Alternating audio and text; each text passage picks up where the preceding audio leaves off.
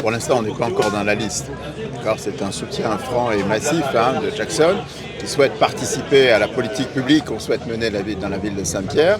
On a bien compris que cette politique publique, c'est un pilier de ce qu'on veut faire dans le prochain mandat, avec le sport comme vecteur de santé publique, le sport comme vecteur de l'intégration pour les jeunes, le sport comme vecteur de l'aménagement du territoire, avec l'aménagement de tous les espaces extérieurs, pistes cyclables, les terrains de beach et les sites d'escalade, etc.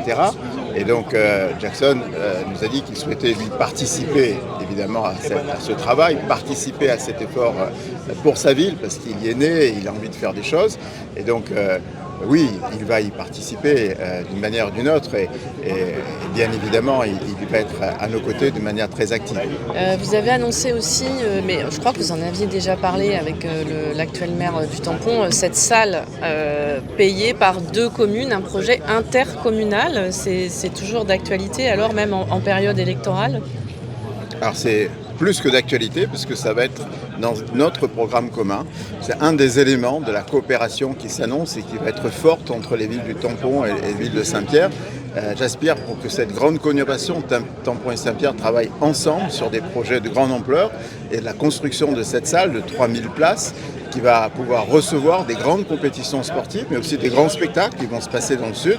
Il faut faire en sorte que les 2 villes puissent investir ensemble, gérer cette ville ensemble pour le bien de tout le sud et qu'on puisse aussi avoir dans le sud des grandes compétitions et des grands moments festifs.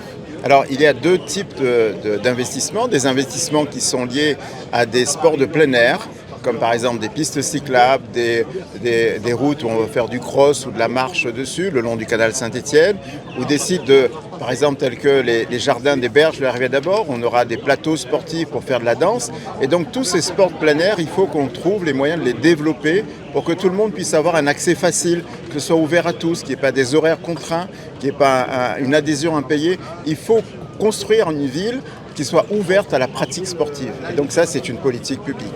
Mais en même temps, il faut construire aussi un certain nombre de sites spécialisés, des gymnases spécialisés, par exemple un dojo dans lequel les compétitions régionales de sport de combat puissent se faire, un gymnase pour la gym, parce qu'il a des caractéristiques de ce gymnase que n'ont pas d'autres gymnases.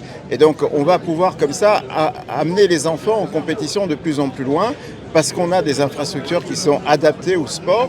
Et donc c'est en ce sens qu'on va faire des investissements spécialisés avec des gens qui connaissent le sport, qui l'ont pratiqué à un haut niveau. Et c'est pour ça qu'aujourd'hui, on a réuni autour de Jackson Research Hub un ensemble de sportifs, un ensemble de champions qui va pouvoir nous aider, nous donner des conseils et faire en sorte que cette politique sportive à Saint-Pierre soit une réussite et que Saint-Pierre devienne une terre de champions.